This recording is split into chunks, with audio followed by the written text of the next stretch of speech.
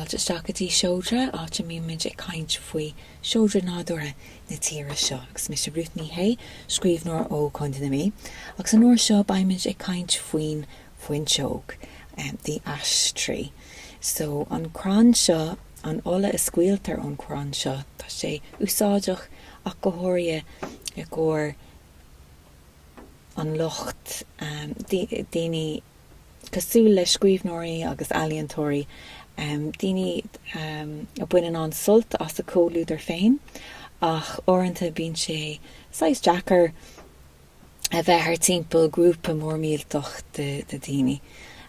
So cairíonn an Fuinseog leat a bheith ag mothú níos sucr anat féin, agus just a bheith síocánta leis an áit ina bhfuil tú ann.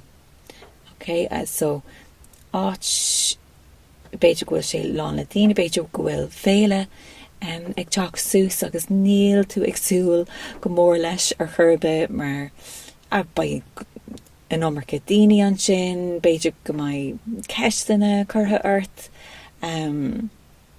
beidir go mai atasad féin, tá imní difriúil ag gach duine.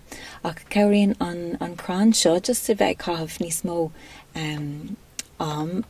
ná mar scaná leis an crán seo, cairíonn sé leat ó híomh just de chuid muoín is tóca, muoín a bheith brasásta a bheith ar timpeall duine bháin nó na mílte daoine cuma leat nuair atá ládrocht an Fuinseog agat. So an bailachas éasca é seo a dhéanamh just nuair atá tú amach go gcóir de stiúlód hena féin, just tóg sus, blach sus in aice leis an Fuinseog. So go cuitíonnta bín golóir Fuinseog ar timpeall na háite faoin tua, agus orinthe in aice le an gheata, so beidir sus a hógáil dit féin in aice leis an gheata, agus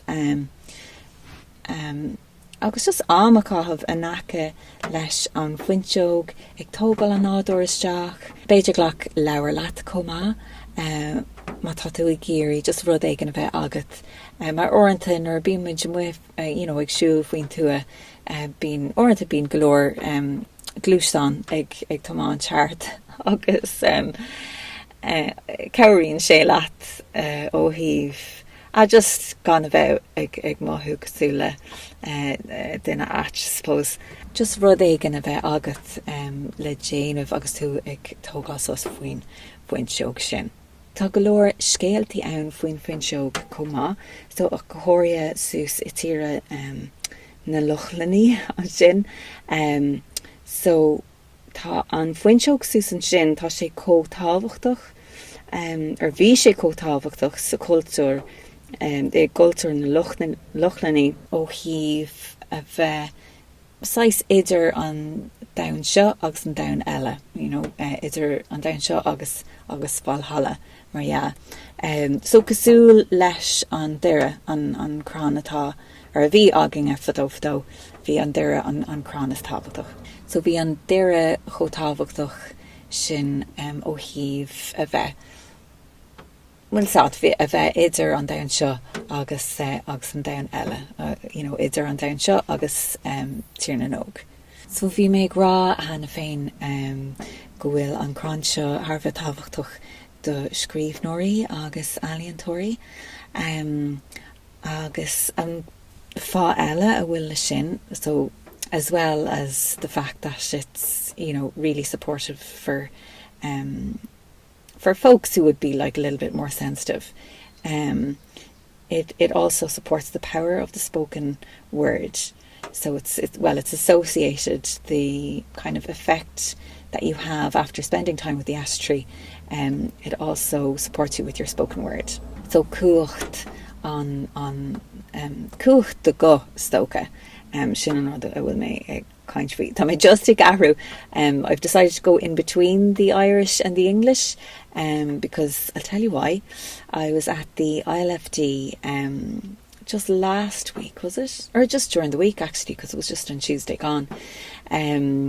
and I was reading out a story, so bhí mé sús féile litríocht mála clian sin, agus bhí mé just le ag insin scéal a scoilge, agus tháinig cúpla daoine sús chum tréis, nuair bhí muid creicne.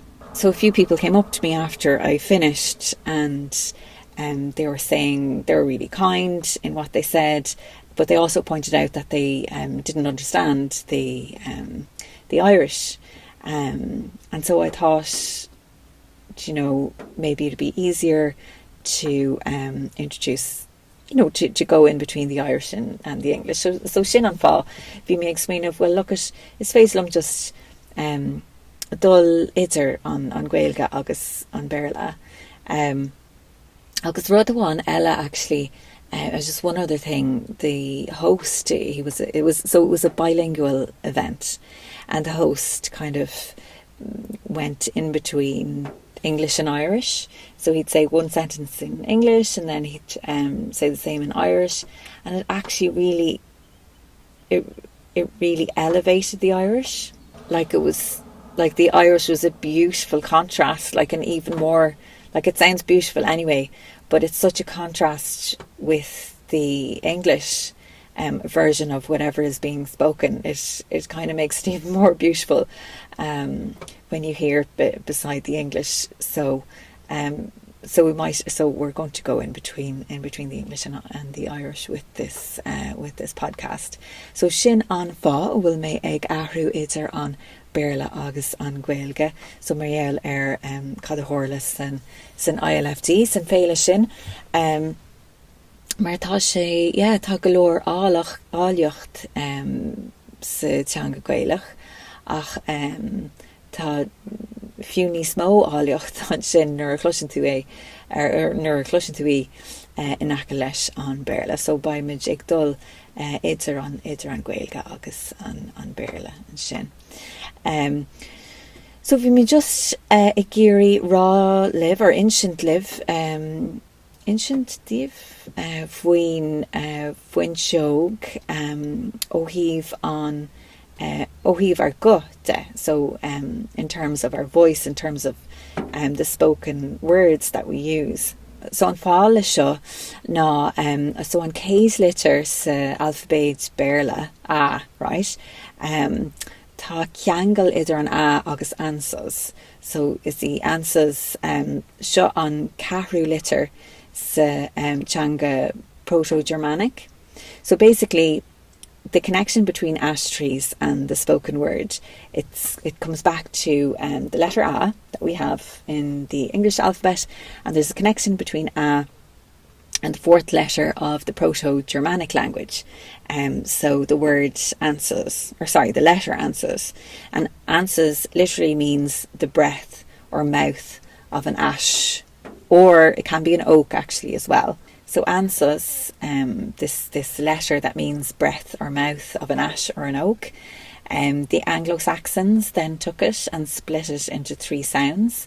The first sound being O, or mouth, the second sound being ak, which is oak, and then the third sound being A, which is ash. So ash would be, or A would have formed the words ether and eon. So this is the words ether, which is obviously luminous air or divine breath, and then eon, which is life force or eternity. So galore suppose galore brina intach down and shin. Okay, so lots of really deeply meaningful words. So teachtarach an Fuinseog ná a bheith just a bheith cuineál súil ar cuid anal agus ar cuid foclaí, agus just a bheith ag smaoineamh, well, tá a lán cuacht i ngach focail a úsáidim. So just a bheith I beagán níos córamach leis na focail a bhfuil muid ag úsáid. Just saying there that with the ash tree, or the messaging there, or the meaning of the ash tree, it's all about just being aware of the power of our words, and and how they motivate us, and how they have such a strong influence on the experiences we have in our lives. So sin an Fuinseog, agus beag anín béarla caite isteach an sin comá. So that's it on the ash tree, with a bit of the English thrown into the podcast as well. Hopefully it's helpful. So an rud is tábhachtaí, I suppose, chun smaoinemh ná an cuacht ar focail, agus má tá féile agat ag teach sús agus tá tú i géirí beag anín takeíocht, just chun níos mó muinín, níos mó den mothúcán de a bheith sucr agus a bheith siocánta anad féin, cá níos mó am leis an Fuinseog. Ok, so gur míle maithigí, agus ba mé ag caint libh go luath. Gra mór.